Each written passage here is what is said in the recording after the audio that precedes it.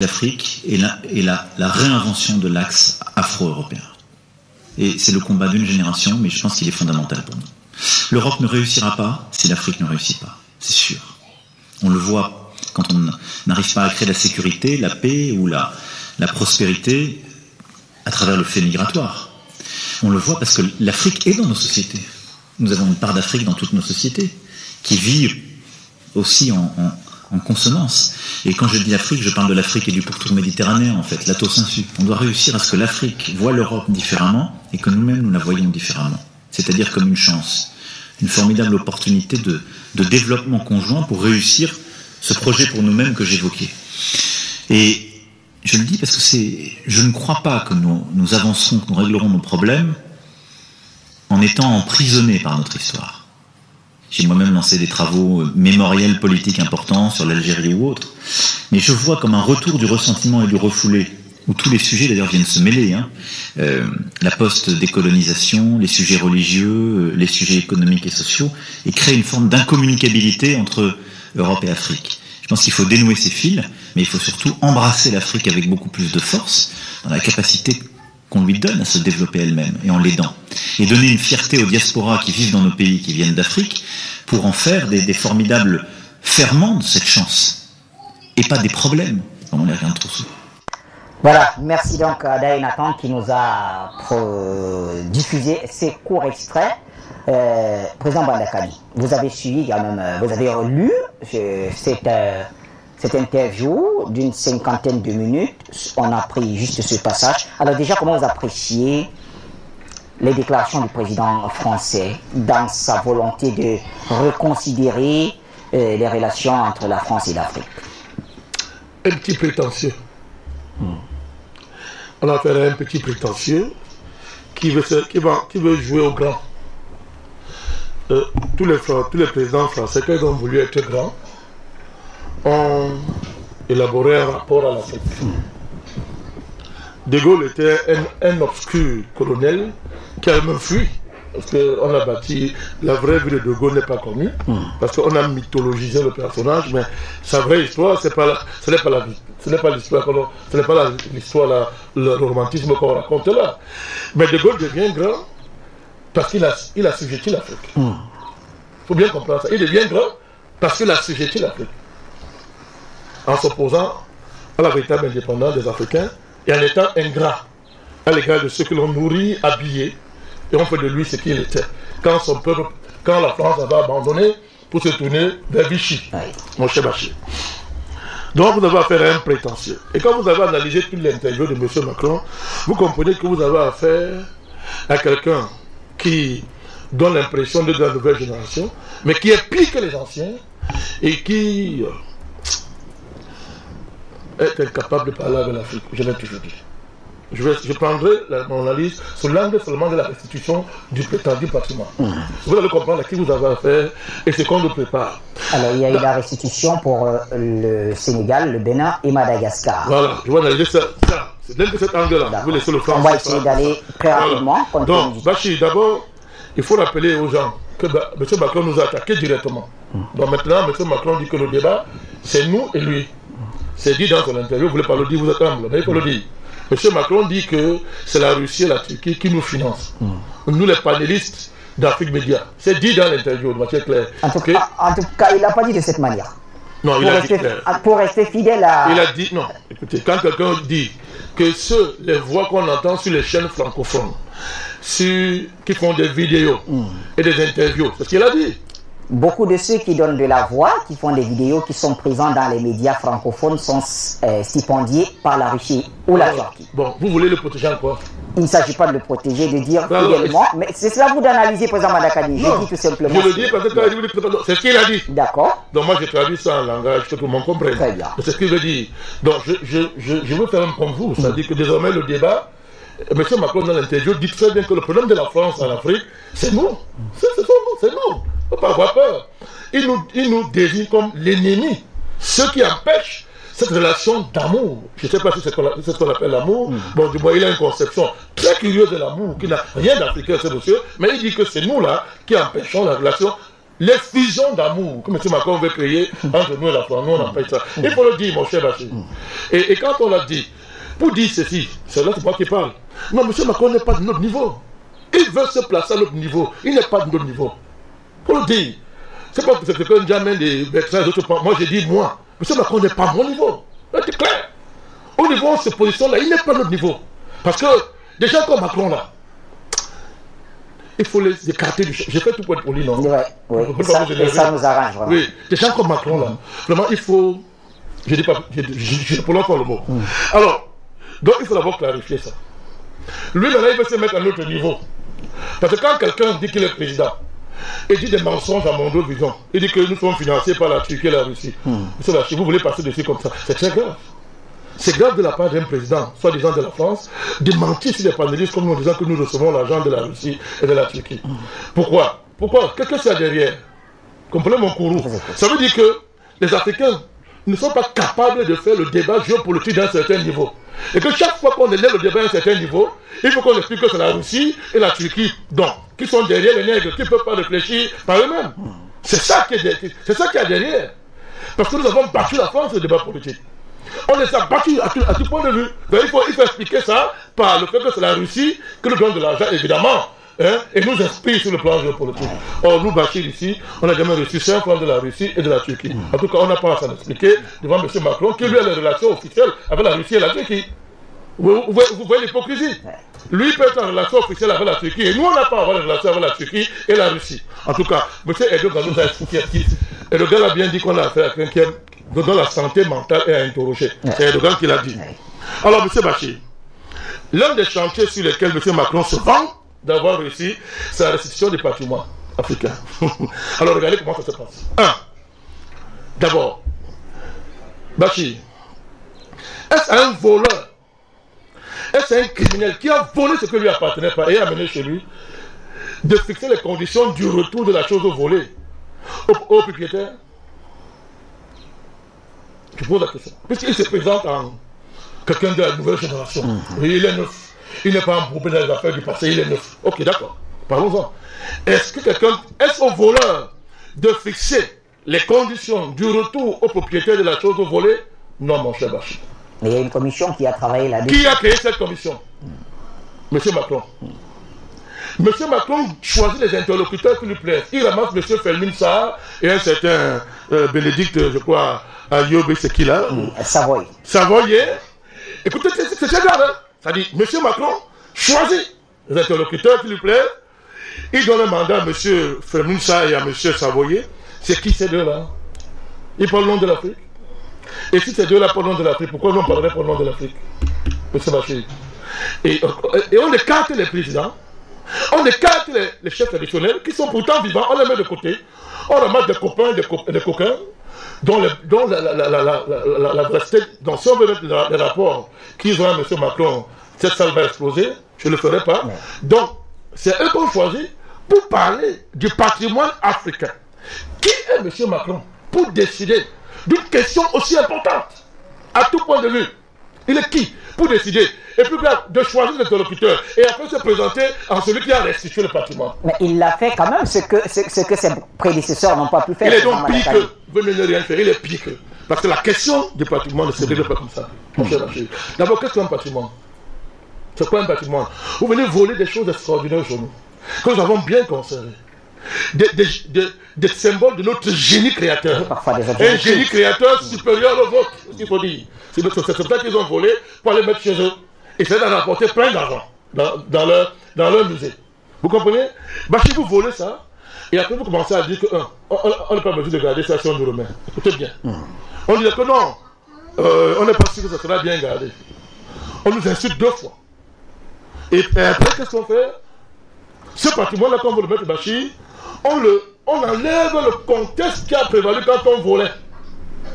Je suis en train de vous démontrer que le patrimoine là, c'est pas une affaire de prendre l'objet et de nous le mettre. Vous avez pris d'abord ça comment? Avant de prendre ça, vous avez détruit des civilisations. Vous avez liquidé des arts de vivre, comme disait M. Césaire. Mais le président Macron ne se considère pas comme étant responsable. Il est pire. Non, il Alors, dit... il ne parle pas de ce qui ne le concerne pas. Il dit avoir hérité de ça. C'est une question générationnelle aussi. C'est un héritage. Et aujourd'hui, quand il arrive, il met quand même un texte de loi qui permet cette restitution. Non. Oui. On ne fait pas comme ça. Vous faites comme ça, vous êtes même pire que ceux qui vous ont précédé. Je sais que Macron est même pire que les De Gaulle, les consorts qui l'ont précédé, parce que lui qui veut jouer au modernisateur, mais qu'il ait un comportement, quelqu'un qui a un seul d'esprit. Bachir, la question mémorielle ne s'aborde pas comme ça, je le répète. Il faut rassembler tout ce que l'Afrique a comme instance représentative. Pas choisir ses copains, ses amis. C'est cela que je vais vous dire. C'est-à-dire que la question de rapatriement du patrimoine africain, ce n'est pas une affaire qui est discutée par les amis de M. Macron, qui font un rapport bidon. Et on n'a même pas si que c'est eux qui ont écrit. C'est passé d'écrire un rapport, il dit que les Africains l'ont écrit. Et justifier la vantardise d'un enfant qui veut jouer à De Gaulle, qui veut ressembler à De Gaulle, alors qu'il n'a ni la carrure, il n'a rien. De Gaulle était pire. Mais lui, alors, il est 1000 fois pire. Parce qu'il n'a aucune carrure. Il n'a rien. Pour jouer sur l'autre, il veut jouer la manchette Bachir. Donc, vous prenez ça sur le prisme là. Donc, vous voyez quelqu'un qui dégrade un patrimoine, qui dessine tout ce qu'il y a là derrière, par le biais d'une fausse commission pour avoir une gloire. Donc on a fait un homme dangereux mentalement. Si quelqu'un vient prendre chez vous, il veut votre ordinateur devant vous, il fuit avec, c'est un petit voleur. Mais si quelqu'un élabore une technique qui permet d'entrer chez vous et de prendre votre ordinateur sans que vous le voyez, c'est un grand voleur parce que lui il pense sur le vol. Il systématise le vol. C'est ce que Macron est en train de faire. Les ancêtres étaient brutaux, à la limite sauvages. Il venait par la force, il prenait. Lui, il vient, il se présente en annuel, il dit non, moi je suis qu'un héritier, d'abord, moi je n'ai pas connu ça. Et il fait pire que Bachir. Donc, dis-moi au nom de quoi, M. Macron, c'est dans le pouvoir d'écarter les instances représentatives du continent africain. Parce que si vous écartez les présidents, mais écartez-les partout, ne signez plus aucun contrat avec eux. Aucun contrat. Alors vous signez les contrats avec les présidents et vous inventez l'histoire de nouvelles générations africaines dans vos cuisses qui sortent de nulle part, personne ne les a élus. Vous les fabriquez dans vos chambres et tout ce que vous voulez, et vous en faites les interlocuteurs par le nom de l'Afrique. C'est pour ça qu'il a fait pour créer son conseil présidentiel africain. Et ça, c'est encore un truc très grave pour un homme de la nouvelle génération. C'est très grave.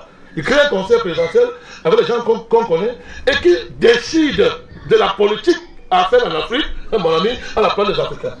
Les uns jouent sur les autres, je ne vais pas citer les gens comme ça. Donc, Bachir, vous voyez donc qu'il y a ce problème. Deuxièmement, par rapport toujours à ça, sur cet angle-là, Bachir, vous voyez donc une certaine intelligence africaine que Macron prépare pour être interlocuteur de M. Macron. Comme De Gaulle fabriquait ses interlocuteurs. Après avoir tué le Oumniabé, liquidé les Sylvanus Olympio, tué les héros, a fabriqué les Yademapé, a fabriqué les Bokassa. Et dit bon, voilà nos interlocuteurs, parlons avec eux. Et quand on parle avec eux, on dit qu'on parle avec l'Afrique. Alors qu'on a décimé toutes les structures qui devait représenter réellement l'Afrique. Le même scénario est en train d'être fait par M. Macron. Donc c'est cette intelligence africaine, les Fulmulsa et les autres, mon cher Bachir, les membres du Conseil présidentiel africain à Paris, cette intelligence-là, qui dit que ok, l'Afrique est dirigée par des dictateurs, des dinosaures effrayants, qui ont 100 ans au pouvoir, et qui de ce fait sont laids, ils ne sont pas gérables. Ok.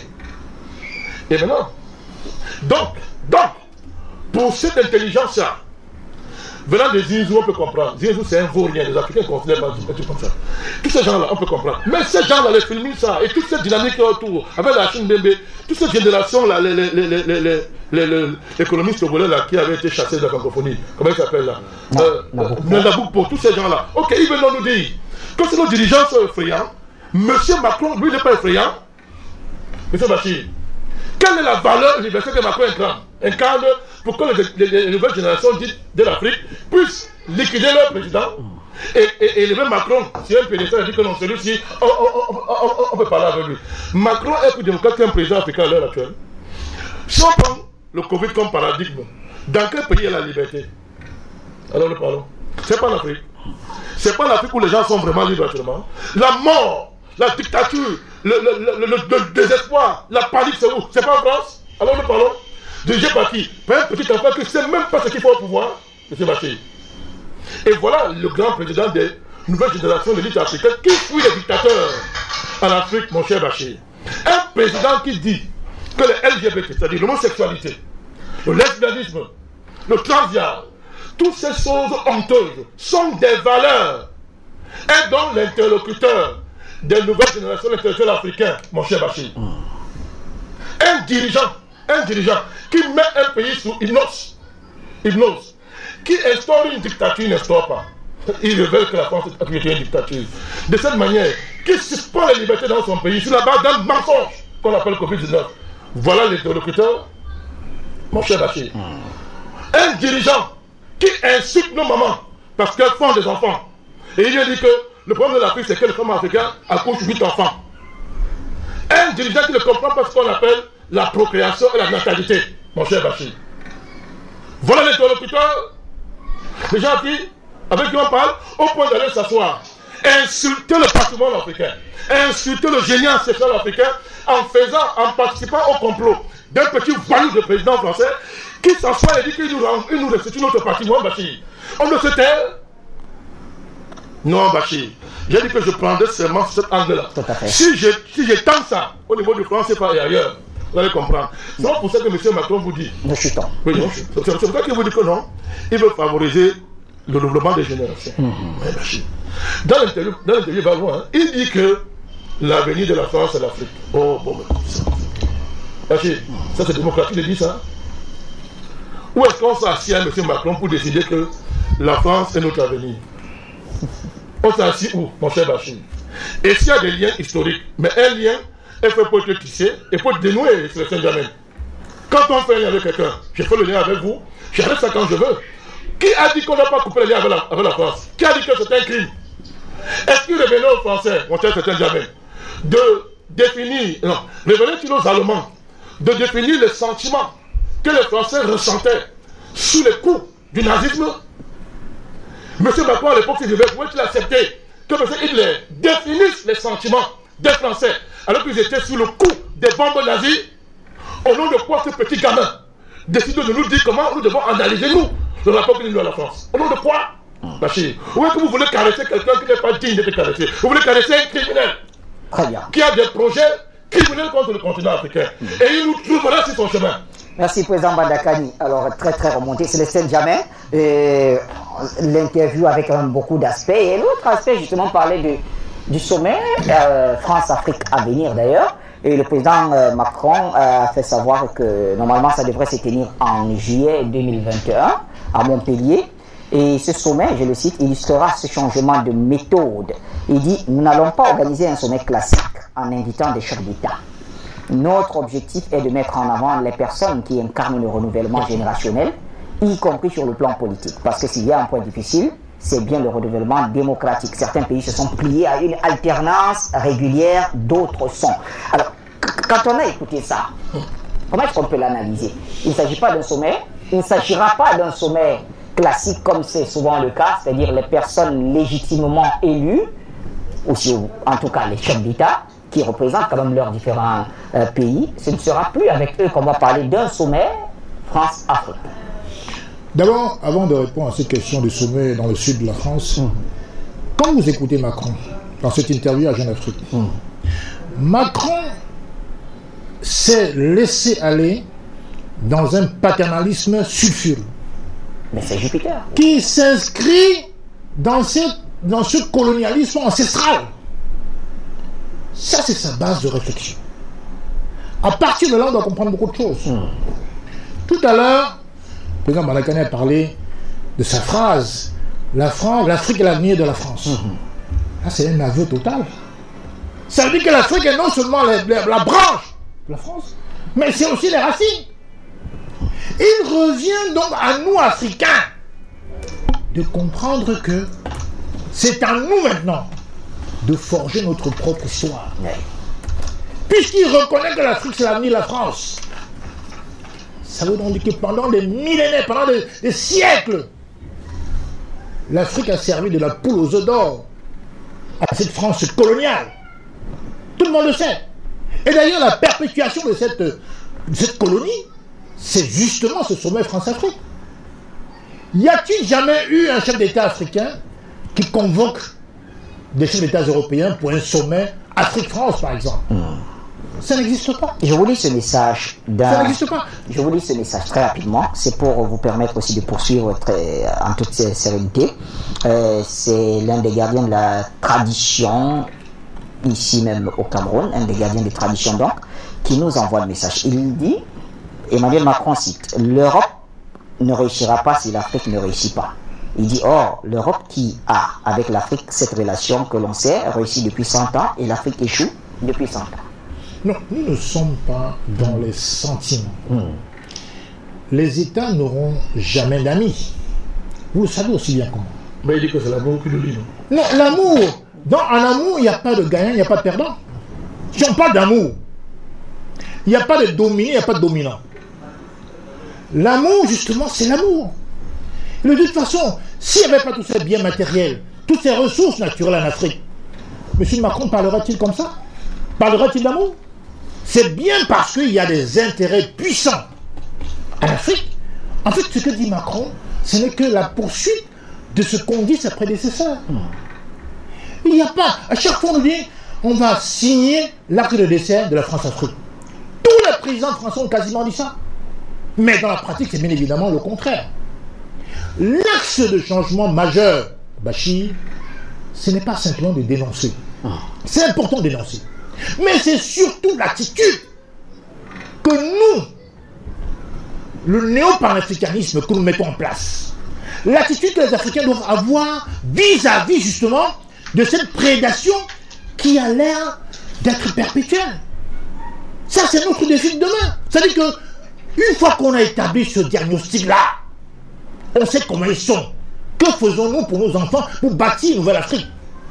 Ça, c'est le cœur du sujet. Ça peut partir, cette réflexion peut partir des élections. Sont-elles vraiment sincères? Jusqu'au sentiment diffus dans l'ensemble des populations camerounaises, africaines. Pour que chaque Africain prenne conscience que c'est une lutte personnelle. Mais dites-moi. Le sommet France-Afrique. Oui, allez-y, sur le sommet France-Afrique, par exemple. À quoi cela sert-il?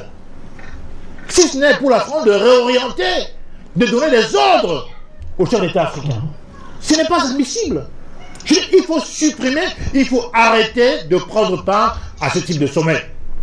Ça, c'est la perpétuation de l'ordre colonial. La politique, c'est un univers de symboles et de représentations. Donc, ça veut dire que si nous continuons à accepter de prendre part à ce sommet-là, ça veut dire que nous-mêmes, nous acceptons de jouer à ce jeu-là. Tout à l'heure, Bertrand Tatina parlait, n'est-ce pas, de Mousson, qui est une espèce d'organisation mystique, de jeu mystique en Afrique. Vous savez, quand deux marabouts participent à un jeu, et à tout moment, l'un peut prendre des flèches. Mais si un marabout est face à un homme de Dieu, par exemple, il y a de fortes chances qu'il n'y ait pas de flèche qui puisse atteindre l'homme de Dieu. Donc moi, je dis simplement que il est important de comprendre que si on essaie de s'arrimer au jeu de la France, qui consiste toujours à distribuer des certificats de légitimité, des certificats de satisfecit à tel ou tel pays, ça ne peut pas fonctionner. Il faut une rupture mentale, une rupture idéologique, pour comprendre que l'Afrique ne pourra se bâtir que par elle-même. Bon Dieu, arrêtons de penser que à chaque fois, nous sommes obligés de rendre compte, d'aller participer à des sommets bidons qui ne nous apportent rien. Alors, dans la redéfinition des relations entre la France et l'Afrique, telle que voulue par Emmanuel Macron, il a créé quand même un CPA, le Conseil présidentiel pour l'Afrique, à l'intérieur duquel on retrouve essentiellement des Africains. Est-ce que ce n'est pas une démarche qui pourrait nous aboutir, je vais dire, à une véritable relation d'amour, comme pour le citer? Il n'y a pas d'amour dans les affaires des États.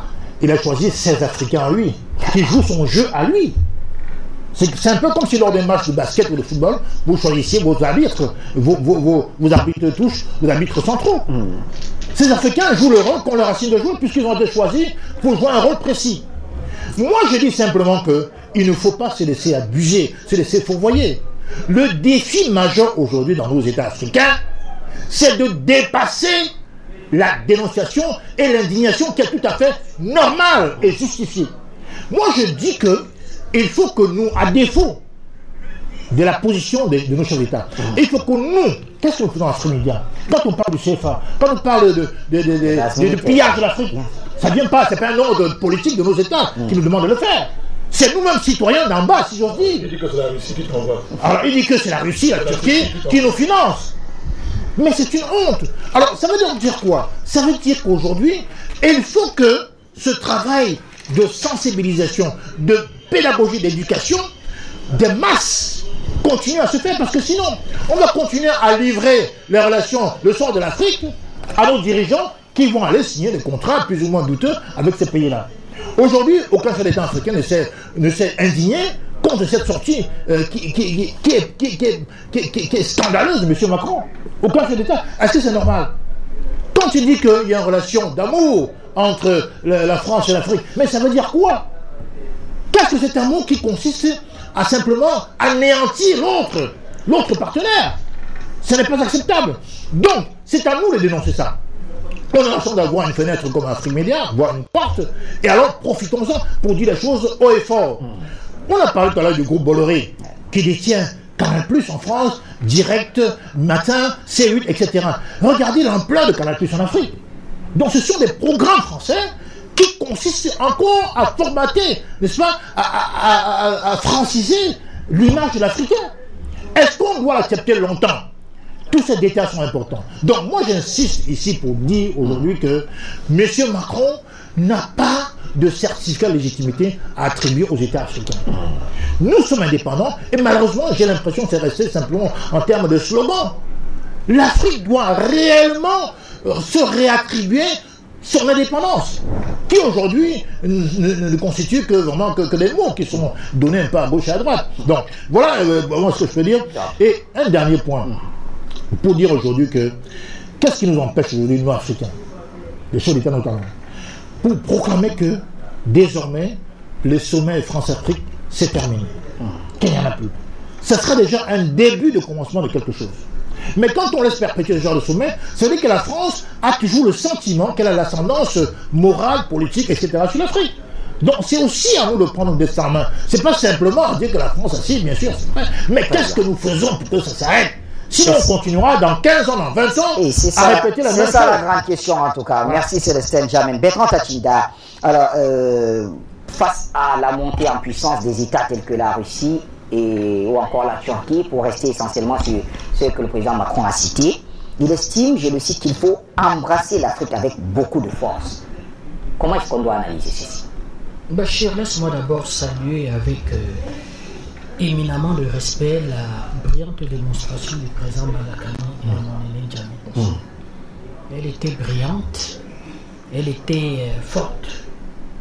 C'est pour ça que moi j'ai toujours créé une certaine conception du pouvoir. Ce qui me détermine à respecter un homme politique, c'est sa capacité à avoir de l'autorité. La diplomatie souvent vient après que les militaires aient fait le travail. Après que les hommes d'autorité se soient prononcés. Les idioties de nous expliquer que véritablement, il faut aller dans une négociation, il faut aller dans une forme de diplomatie. Quel est le contexte dans lequel M. Macron se prononce? Je crois qu'il y a élection en 2022. Élection présidentielle. En France, ça grouille. Jusqu'à hier, les dirigeants lui expliquaient que M. Macron, tu ne seras plus le prochain président de France. Nous allons te chasser. Le CAC 40 qui a porté M. Macron au pouvoir estime qu'il n'y a pas retour sur investissement. Et comme je vous ai dit, c'est 7 milliardaires en France qui détiennent tout l'espace communicationnel. Il se pose une question. Est-il encore l'homme de la situation? C'est-à-dire que pour eux, les entreprises françaises, les intérêts privés français, leurs intérêts à eux, devaient véritablement être, c'est-à-dire que installés en Afrique. C'est-à-dire le cas Côte d'Ivoire en termes d'élection présidentielle devrait être dans tous les pays de la zone française. C'est-à-dire qu'ils devaient pouvoir installer des Ouattara clonés au Cameroun, au Tchad, au Gabon et partout. Donc du fait que cela ne s'est pas passé ainsi, ils estiment et ils le disent à haute voix que est-ce que M. Macron est l'homme de la situation. La troisième des choses qu'il faut dire véritablement dans cette histoire, c'est la déclaration des candidats de gauche. Mélenchon. Moi, je n'ai pas de thermomètre pour mesurer le degré de sincérité de M. Mélenchon. Même partie du discours de M. Mélenchon, moi, panafricaniste, de façon stratégique, je peux dire à M. Mélenchon que oui, effectivement, nous pouvons avoir un partenariat sérieux pour liquider cette histoire. M. Mélenchon s'est déclaré, s'est porté déjà candidat. Et il veut fédérer toute la gauche et il dit peuple africain, moi je vais liquider cette histoire. je vais liquider le franc CFA. L'extrême droite française le dit. Et c'est eux qui semblent pour l'instant en termes de sondage. Donc, M. Macron est dans une situation bien compliquée. Première des choses. Deuxième des choses, ce qui va me gêner dans cette histoire, la première des choses, c'est sur le plan militaire. Macron va réitérer ce qu'il avait dit au sommet, en quelque sorte, de Ouagadougou. Dont le sommet de Pau n'avait servi à rien. Et nous, on avait dit ici que qu'est-ce que nos chefs d'État vont chercher à Pau? Qu'est-ce qui était sorti de Pau?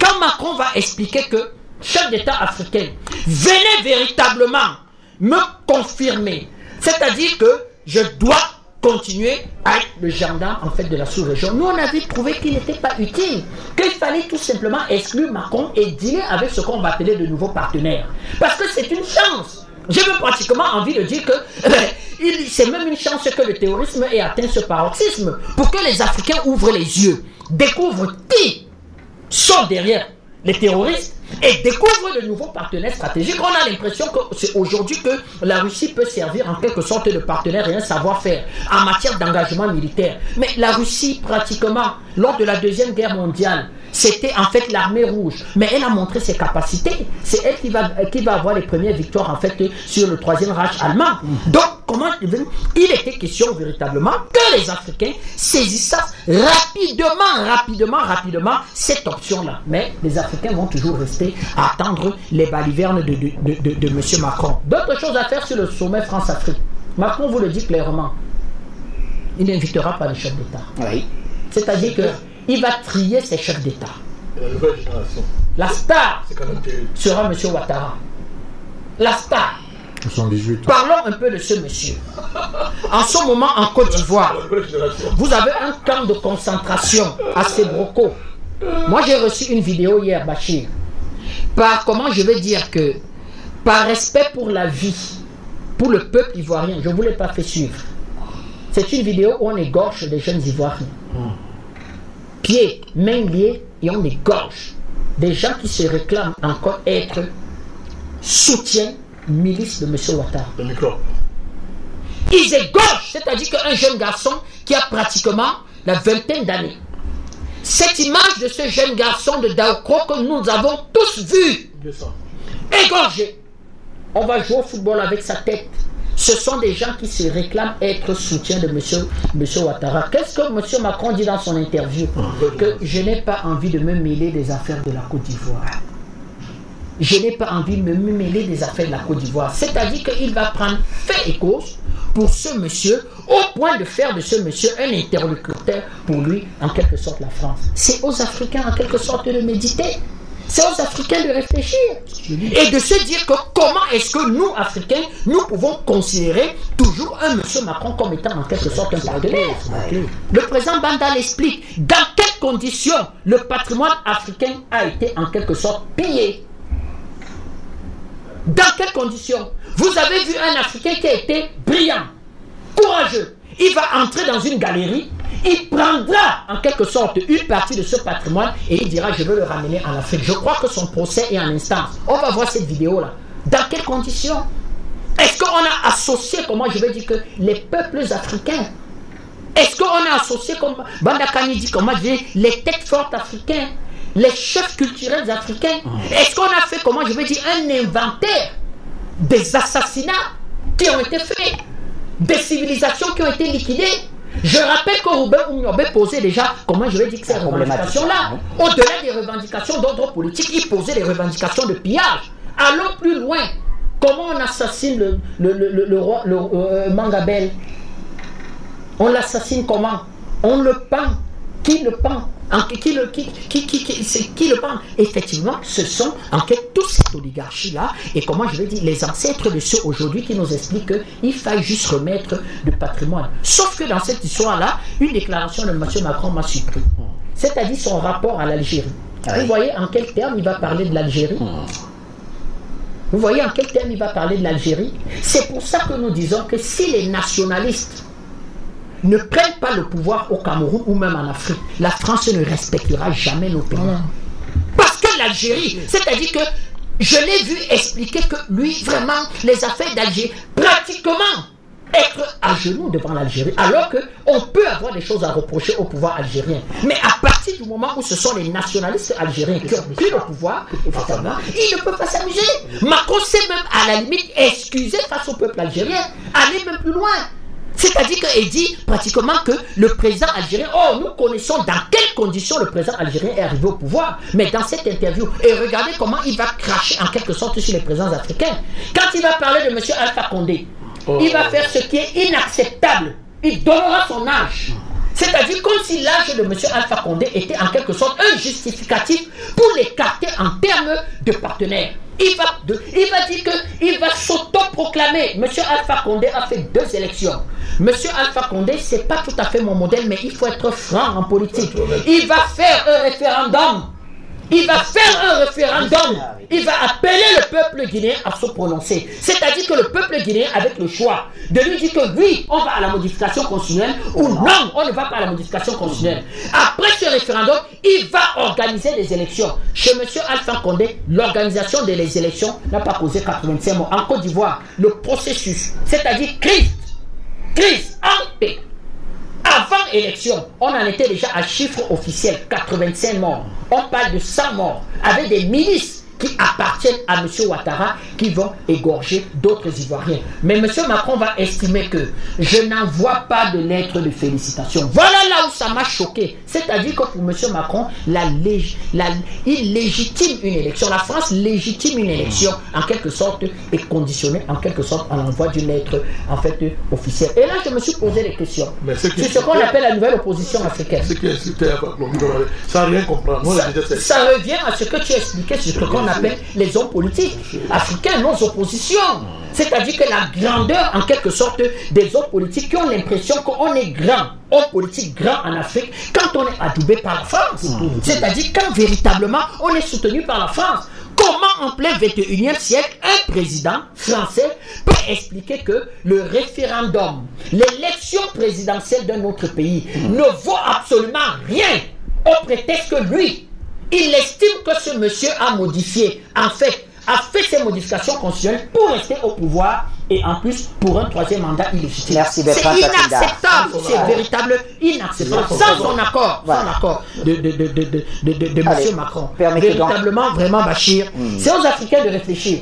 Moi, ce genre de débat, je serai relativement maintenant extrêmement dur. Je vous rassure que même en France, une certaine presse s'est interrogée pourquoi le président Macron critique le 3e mandat d'Alpha Condé, mais pas celui d'Alassane Ouattara.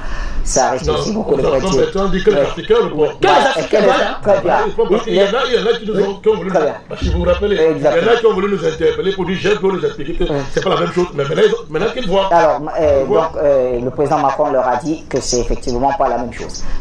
Donc, messieurs, on a 6 minutes. On a soutenu quelqu'un qui a 85 morts, qui a des milices qui égorgent. Je vais donner 2 minutes à chacun pour que nous refermons l'émission. Merci.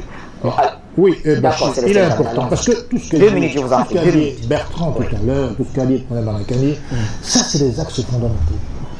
Vraiment, notre attitude est très déterminante. Ça fait des dizaines d'années que ça dure. Allons-nous continuer ainsi? Incroyable. Ça, c'est une question fondamentale. Est-ce qu'on doit continuer à être des spectateurs face à cette débauche de suprématie, de fascisme française sur le continent africain? La première chose qu'il y aura à faire, ce serait d'abord de supprimer les sommets France-Afrique. Il va choisir ses chefs d'État, la nouvelle génération, M. Ouattara, 78 ans. Très bien. Mais alors, quelle est l'image que l'Afrique et les Africains eux-mêmes peuvent continuer à donner au monde entier? L'Afrique, c'est le continent le plus riche de la planète, tout le monde le sait. Est-ce que nous devons considérer que, malgré toute cette effusion de technologie, toute cette ouverture sur le monde, l'Afrique va continuer à rester à la traîne des petits cheffaillons occidentaux? Il faut arrêter avec ça. Moi, j'en appelle à la conscience de tous les Africains. C'est aussi notre rôle ici sur Afrique Média pour dire avec force que on ne peut plus continuer à vivre notre vie en spectateur et de dire que notre rôle historique, et Sankara nous l'avait rappelé, chaque génération, dans une relative opacité, a le droit d'accomplir sa mission ou de la trahir. Notre rôle après ceux des Oumniobé, des Boganda, de Modibo Keïta, de Sankara, de Jomo Kenyatta, c'est aussi de dire, bien sûr, on a Afrique Média. Ailleurs, on a d'autres activités politiques, mais on a Afrique Média pour dire au monde entier, aux Africains en particulier, qu'il relèvera de notre propre volonté, de notre propre détermination à influer sur les décideurs politiques. Parce que, regardez par exemple, depuis des décennies, la France fait les plus gros chiffres d'affaires à travers ses multinationales, on sort le sujet assez intéressant sur Bolloré, en Afrique noire francophone notamment. Encore 30 secondes. Donc, est-ce que nous, notre rôle, ce n'est pas aussi d'interpeller les consciences? Parce que c'est ça les fondations. Pour décoller, il faut d'abord se fonder. On se fonde sur des idées claires, sur un éveil à la conscience. C'est ça qu'il nous faut d'abord. Parce que regardez aujourd'hui, depuis bientôt 600 ans, ça dit qu'on met le commerce triangulaire, la colonisation, le néocolonialisme. Aujourd'hui, on en est pratiquement à 600 ans. Et l'Afrique est toujours là à regarder. Il faut qu'on cesse de regarder, il faut qu'on agisse. Ça, c'est notre devoir, à tous. Merci Céleste Benjamin. C'est notre devoir d'agir plutôt que de regarder. Président Bandakali, vous avez vos 2 minutes. Oui, rapidement, Bachir. D'abord, je vais rapidement revenir sur les mensonges de ce petit individu. D'abord, il dit qu'il veut renouveler les générations. Oui. On a bien vu le cas ivoirien. M. Ouattara est certainement de la nouvelle génération. Vous comprenez? C'est-à-dire, M. Macron, si on prend son âge, il est dans la quarantaine, non? Donc il devrait bien comprendre ce qu'on appelle la nouvelle génération. Et sa nouvelle génération, c'est M. Ouattara. Vous comprenez? Et n'allons pas très loin. Vous connaissez ce que je parle de M. Guillaume Soro, n'est-ce pas? Vous connaissez mes positions avec Guillaume Soro. M. Guillaume Soro a cru que M. Macron était sérieux en termes de nouvelle génération. Oui. Il est allé en France. Il dit qu'il va défendre la constitution ivoirienne à partir de la France. Qu'est-ce qui vient de lui arriver? On vient les chasser. Donc, M. Macron nous dit qu'il veut une nouvelle génération. Mais qui commence à respecter un monsieur comme Guillaume Soro, qui est leur pion depuis très longtemps, qui a beaucoup fait pour la France. Mais que les Africains comprennent à qui ils ont affaire. C'est ça. M. Macron peut avoir 40 ans, mais avoir un esprit moyenâgeux. Et c'est ce qu'il a d'ailleurs. Donc, Bachir, si un président d'un autre pays vous dit, vous qui appartenez à un autre pays, à un autre continent, qu'il va renouveler les nouvelles générations chez vous, ça veut dire quoi? Il est votre vrai président. Je répète ce que je suis en train de dire. Parce qu'il y a des gens qui ne veulent pas réfléchir un peu plus loin que le bout de l'année, qui racontent n'importe quoi, qui confondent les choses. Si un président français vous dit, Bachir, je crée un conseil présidentiel pour l'Afrique, d'abord. Ce qui est une... Mais quand vous parlez avec d'autres populations, d'autres dirigeants, d'autres continents, ils ne comprennent pas cette affaire. Pourquoi Macron est le seul président au monde qui peut créer un conseil présidentiel pour l'Afrique? Le gars Bachir, le monsieur vous dit que je restitue votre département que nous avons volé. Il fixe les modalités, il crée les interlocuteurs. 3, il vous dit que je vais renouveler la nouvelle génération. Au prochain sommet Afrique, je peux inviter certains présidents, je vais inviter qui je veux. Plus 4e, il vous dit l'avenir de la France, c'est l'Afrique. Qui est votre président? Que les vrais Africains honnêtes et courageux demandent les comptes à la France. Merci. C'est la France l'ennemi, mon cher Bachir. Oui. C'est la France l'ennemi. Je termine avec la diaspora. Une seconde. Lorsqu'on nous dit que les diasporas, on parle, M. Macron veut fabriquer une diaspora, soi-disant pour pacifier les rapports avec l'Afrique. Bachir, ça vous rappelle quelque chose? Ça vous rappelle les diasporas d'Amérique, quand, avec les combats panafricanistes, l'esclavage a été aboli, à la suite des combats de Toussaint Louverture et de tous les autres. On a décidé de créer des pays indépendants en Afrique, des pays libres. Libéria, Sierra Leone et autres, mon cher Bachir. Les Africains qu'on avait amenés des États-Unis, quand ils sont arrivés au Libéria, ils regardaient leurs frères africains comment? Comme des singes. Ils disaient que ce sont des singes. Parce que c'est nous qui avons vendu leurs pères, leurs ancêtres. Et ils estimaient que cela était des petits gens. Donc vous avez là, M. Macron veut reprendre un tel clivage pour opposer une diaspora africaine fabriquée par la France à l'Afrique de l'intérieur pour créer des divisions, de nouvelles oppositions africaines qui permettront à la France d'être toujours l'arbitre. Donc ce lien historique Bachir, on fait comme si l'histoire de l'Afrique a commencé avec la France. Mais l'histoire France-africaine, c'est autour de 150 ans. Mais moi j'ai 200 000 ans d'histoire de moi, M. Bachir. 200 000 ans d'histoire. Il faut l'appeler ça. Et c'est quoi 150 ans d'histoire? Il faut liquider cette relation avec la France. Il faut couper ces liens, mon cher Bachir. Parce qu'à face de nous, on a des gens qui ont juré notre père. Merci, Président Bandakani. Bertrand Tachinda, avec vous, nos réformes. Ben, déjà, si M. Macron se rend compte aujourd'hui qu'en termes de capacité même de défense, de déploiement et même d'influence, il ne joue plus dans la même division que la Turquie et la Russie, c'est son problème.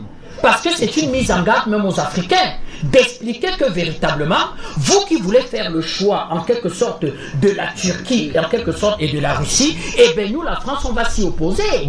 La déclaration de M. Macron dans son interview, c'est-à-dire que c'est des mises en garde, comme le président Bandakani dit, c'est-à-dire que je veux penser pour vous, je veux créer une nouvelle élite. Je veux vous donner comment je vais dire que les accords de coopération militaire, on va modifier notre nouveau partenariat. Je vais installer une nouvelle génération de chefs d'État. Votre destin va être en quelque sorte, comment je vais dire que, vu à partir de la France, si africain, après cette interview de M. Macron, comme l'a dit le grand Benjamin, ne se fait pas harakiri et ne s'interroge pas, ben ça va être un problème. Et moi j'aurai beaucoup, on sera très attentif de voir ceux qui iront en quelque sorte à ce sommet, comment je vais dire que, de Montpellier, et de voir ce qui va en sortir. Ça sera relativement clair. Il y a quelques semaines ici, on a eu l'interview du président Déby. Lui, c'est un chef d'État, il est diplomate, il est tenu un droit de réserve, mais quand il parlait, il y avait un pays qui était dessiné. Tout le monde, en fait, savait plus ou moins à qui plus ou moins il s'adressait. Quand il va dire que chez nous, l'homosexualité n'a jamais été une valeur. C'est comment je vais dire que c'est le satanisme. Chez nous, jamais. La polygamie, oui, c'est même une grandeur. C'est-à-dire que c'est même souvent même une fierté. Les femmes ne s'en plaignent pas. On a besoin, nous, d'avoir des États peuplés. Parce que quand vous regardez les nouveaux émergents, des pays aujourd'hui qui se discutent la croissance, qui se projettent dans l'avenir, vous avez l'Inde, État peuplé. Contrairement à ce qu'on dit, vous avez le Pakistan.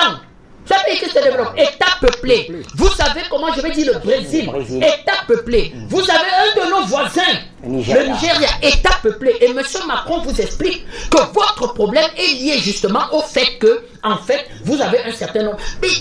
C'est-à-dire que, Bachir, les Blancs nous entendent. Nous disons tout simplement, comme le président Bandakani dit, aux Africains, alors véritablement, de véritablement réfléchir. Merci. Vous disons en fait. N'oubliez pas, le sentiment anti-français. Ah, oh, le sentiment anti-français, Bachir. Est-ce que, j'explique ça, pour que je parle aux Africains, est-ce que les Français auraient supporté que les nazis appelaient la résistance française sentiment anti-allemand? Monsieur Bachir, nous résistons. Un petit enfant qui ne comprend rien à nos relations avec la France, un petit nazi, parce qu'il lui veut exterminer l'humanité. C'est pour ça qu'il veut créer le Covid et les vaccins partout. Son ami, c'est Bill Gates. Voilà l'avis de M. Macron. Donc, quelqu'un qui ne comprend pas ce qu'on appelle les combats de résistance d'un peuple, est-ce que il allait célébrer De Gaulle l'autre jour? Mais qu'est-ce qu'il a fait la grandeur de De Gaulle? C'est pas le nom en Allemagne? De Gaulle est grand pourquoi? C'est le nom en Allemagne. Point! M. Macron est allé jeter les... Non, je veux démontrer aux Africains que vous avez affaire à un menteur, à quelqu'un qui ne mérite pas de la considération. Il a laissé rabaisser devant la tombe de De Gaulle l'autre jour pour faire la génuflexion. Très bien. De Gaulle est entré dans l'histoire de la France comme le plus grand politique français. Pourquoi? C'est le nom à l'Allemagne. Ils ont appelé ça la grande résistance française. Monsieur Bachir, l'Afrique résiste à la criminalité géopolitique française. L'Afrique résiste au crime de l'État français. L'État français nazifie le continent africain. Quand nous on résiste, un petit gamin qui ne sait pas faire la différence entre le sexe d'un homme et le sexe d'une femme, il confond tout ça, il vient nous dire que c'est un sentiment anti-français, mon cher Bachir. C'est une injure à la jeunesse africaine. Et elle saura répondre à M. Macron. Et nous chutons en disant véritablement au peuple ivoirien que nous n'allons jamais accepter véritablement que, effectivement, quelqu'un porté par une rébellion française, violant les lois ivoiriennes, s'autoproclame chef d'État. Aux Ivoiriens de continuer en quelque sorte la résistance, véritablement, de prendre leur destin en main. Mais sauf que, on avait expliqué ici à certains Ivoiriens qui passaient le temps à dire que non, la France n'a pas encore envoyé des lettres de félicitations à M. Ouattara. Aujourd'hui, ils ont toute la réponse. Merci à vous.